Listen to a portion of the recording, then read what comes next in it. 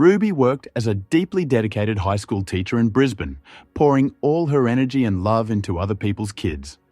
Her own childhood had been spent constantly on the move due to the massive debts of her father, who took on every dodgy startup idea imaginable but inevitably went bust every time. Her family often found themselves literally out on the street, forced to crash on the couches of random relatives or in cheap, drafty highway motels. It was back then that a young Ruby made an unbreakable vow to herself that one day she would own her very own, absolutely secure home. She desperately dreamed of a place where no one could ever kick her out for missing a bill payment. To break out of this endless cycle of poverty, she threw herself into her studies with a frightening, almost unchildlike determination. She worked night shifts as a waitress, working her feet to the bone just to pay her way through uni. She chose teaching because she genuinely wanted to help teenagers who were dealing with the same tough hands she had been dealt. Being a teacher wasn't just a job for her. It was a true calling, a way to give other kids the emotional support she had so desperately craved growing up. She poured her heart and soul into every single lesson, often staying back after the bell to listen to her students' problems. But returning to an empty rental apartment at night, she still felt that deep, gnawing fear of ending up with nothing. When her future husband walked into her life, he felt like an absolute lifeline to her bruised soul. He seemed to be the exact opposite of her childish father, incredibly put together, pragmatic, and absolutely confident in tomorrow. When he first started talking about their future together and rock-solid financial stability, Ruby almost cried with sheer relief. It felt like, after years of surviving, she had finally found someone she could just exhale and relax with. In her honest, straightforward view of life, a real family was always built on absolute trust and the willingness to carry any heavy load together. She genuinely believed that if two partners truly joined forces, no storms in life could ever break them. For the sake of their shared future, she was ready to push herself to the absolute limits of human endurance, never once complaining about the hard yakka. She proudly deposited every dollar she earned into their joint account, feeling like a crucial part of a strong, united team. In her eyes, their ruthless frugality wasn't a deprivation. It was a sacred sacrifice for their future, impenetrable fortress. Ruby often pictured them sitting on the veranda of their fully paid-off house, holding hands and smiling as they looked back on the hard times. This bright, touching dream kept her warm on cold winter nights when she was marking stacks of essays, nearly falling asleep right at the kitchen table. She was completely willing to hand over the reins of their savings to such a reliable man, considering it the ultimate expression of marital love. In her crystal-clear worldview, someone who loved you could never, by definition, use such pure devotion against you. This innocent, almost childlike naivety became her biggest and most fatal vulnerability. She had spent so long desperately looking for a protector that she failed to spot a cold-blooded, calculating manipulator hiding in plain sight. 5 years ago, she and her husband, Ethan, a highly successful financial analyst, set themselves an ambitious and strict goal: to pay off the massive mortgage on their nice suburban home way ahead of schedule. For the sake of this shared dream, Ruby made colossal personal sacrifices. She took on extra tutoring hours on the weekends, completely gave up going on holidays, stopped buying new clothes, and even cut out rare dinners at the pub with her girlfriends. Ethan, being the true professional, took total control of managing their household budget. Every month, he would proudly show his wife beautifully detailed spreadsheets on his laptop, assuring her that they were miles ahead of their repayment schedule and would be completely debt-free in just 6 months. Ruby blindly trusted his financial genius and crystal-clear honesty, genuinely proud of the driven, smart, and reliable bloke she had chosen as her life partner.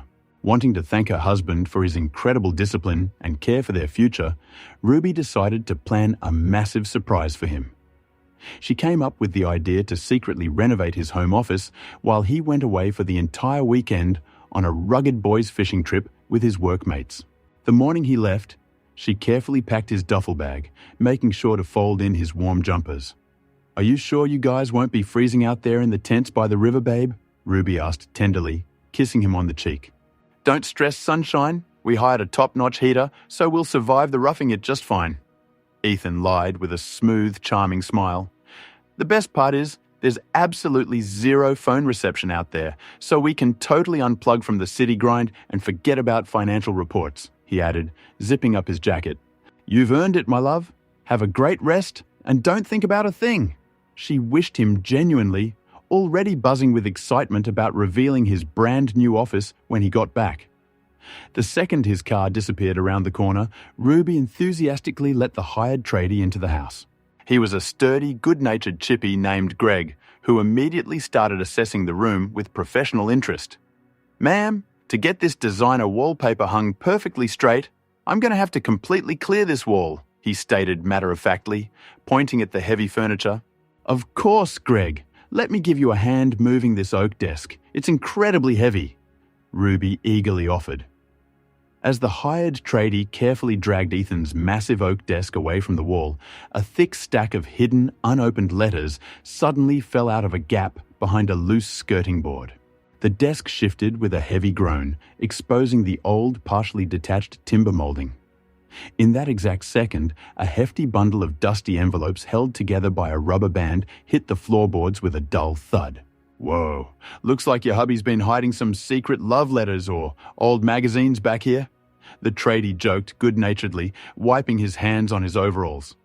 Ruby laughed nervously, but her heart suddenly skipped a beat. Apologizing to the tradie, Ruby picked up the dusty envelopes bearing their bank's logo and, obeying a sudden, anxious gut feeling, ripped one of them open. Greg, do you mind taking a quick smoko on the porch? I just need a couple of minutes, she asked, trying to keep her voice sounding as natural as possible. No worries, ma'am. I'll just be out the front. The tradie nodded tactfully and stepped out of the office. Left in total silence, Ruby dropped to the floor right next to the shifted desk, feeling an icy coldness creeping into her fingertips. The bank's logo on the envelopes was perfectly familiar, but the strictly confidential stamp and the bright red urgent markers triggered a primal fear. Instead of the long-awaited notification about early mortgage clearance she was expecting, she saw red stamps and an official final warning about critical arrears on a second mortgage secretly taken out against their family home. She frantically read through the lines, where dry legal jargon outlined the very real possibility of forced eviction and property seizure. A second mortgage? What the hell is a second mortgage doing here when we've almost paid off the first? She whispered in sheer despair, feeling the walls of the office closing in on her. Her hands refused to cooperate as she feverishly ripped open the rest of the envelopes, scattering their contents across the room. Horrified as she tore through the rest of the hidden bank statements, Ruby discovered that Ethan hadn't just stopped paying off their original debt. He had cold-bloodedly drained hundreds of thousands of dollars in equity from their joint asset to pay off a massive personal loan at an elite yacht club down on the Gold Coast.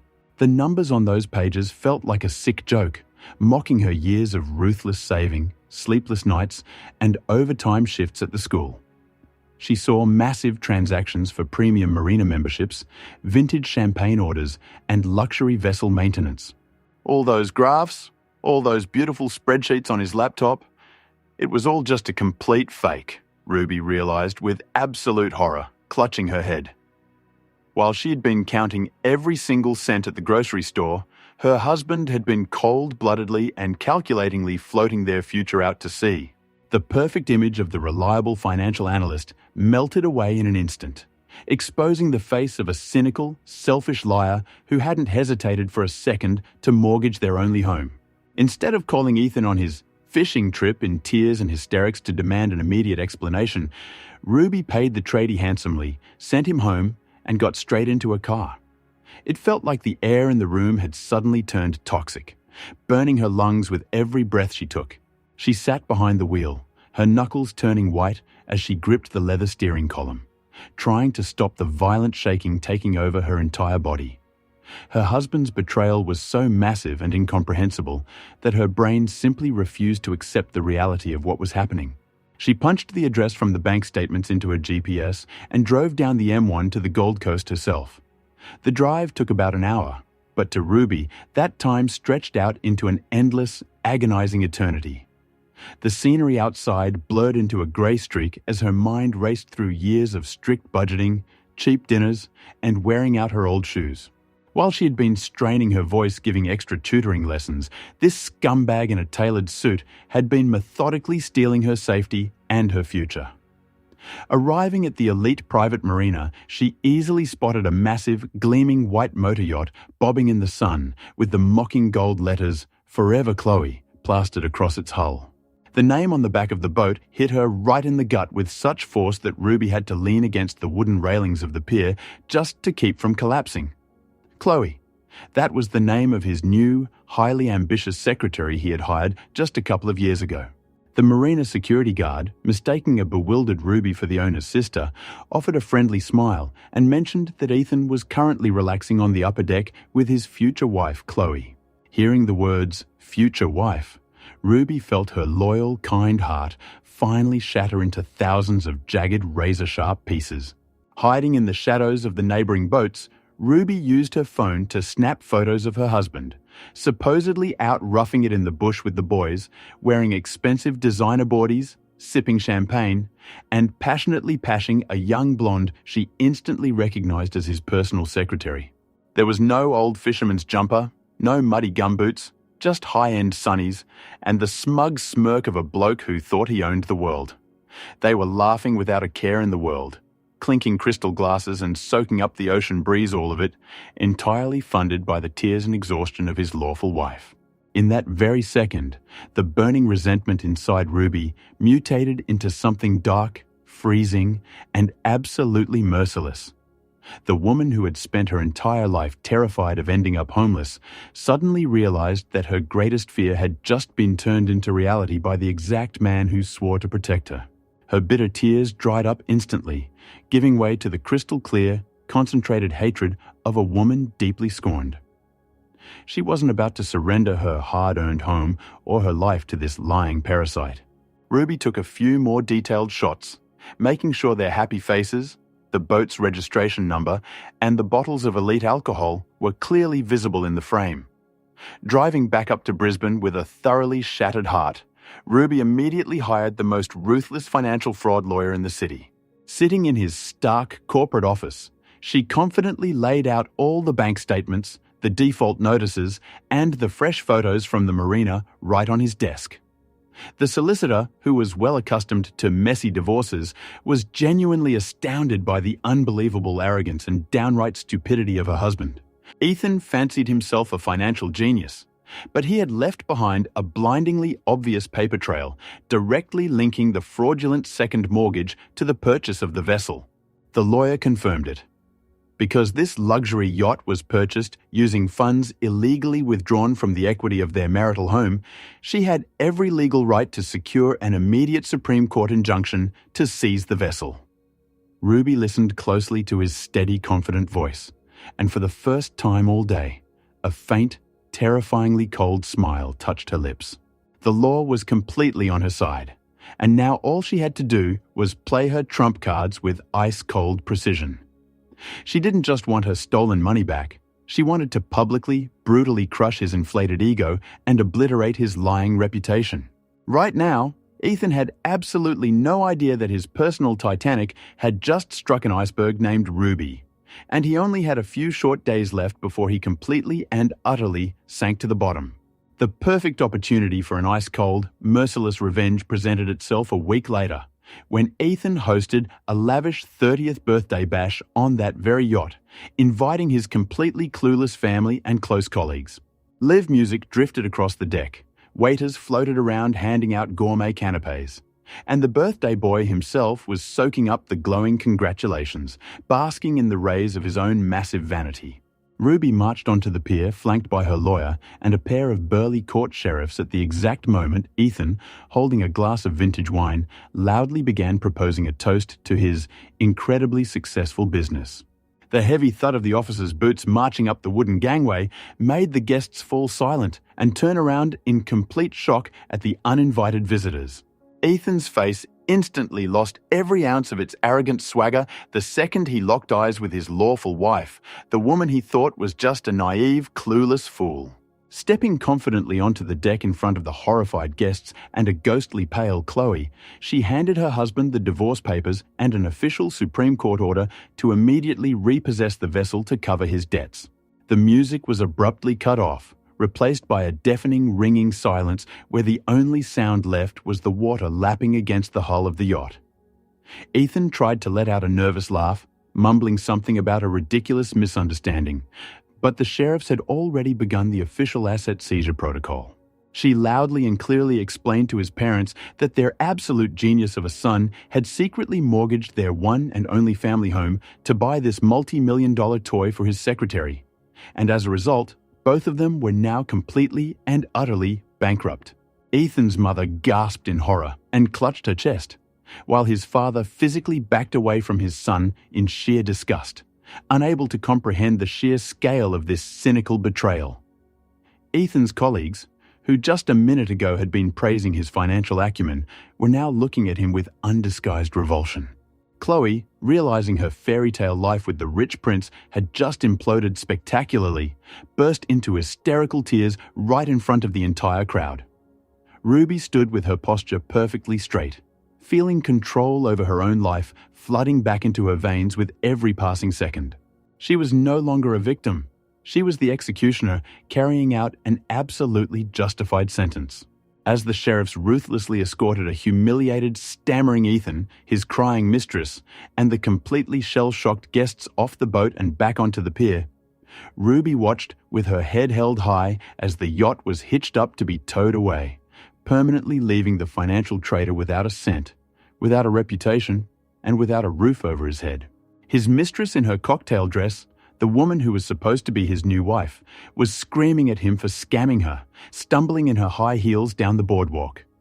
Ethan was left standing on the marina entirely alone, watching the vessel that was supposed to be the symbol of his new life sail away, having become the instrument of his total destruction. Thanks to her lawyer's sharp actions, Ruby managed to save the house, transferring the entirety of the fraudulent debt solely onto her soon-to-be ex-husband. She finally took a deep, full breath, feeling like an incredibly strong, free woman who had successfully defended her fortress. This brutal victory taught her the most important lesson of all. Absolutely no one would ever be allowed to threaten her security again. Traitors always overestimate how untouchable they are, completely forgetting that the truth has a nasty habit of surfacing at the absolute worst possible moment. What would you do if your partner secretly remortgaged your shared home to fund a luxury lifestyle on the side? Could you keep your cool like Ruby, or would your emotions have taken over right there on the dock? Make sure you share your thoughts in the comments below. We'd absolutely love to hear your take. And don't forget to hit the like button and subscribe to our channel, because we've got plenty more shocking and satisfying stories coming your way.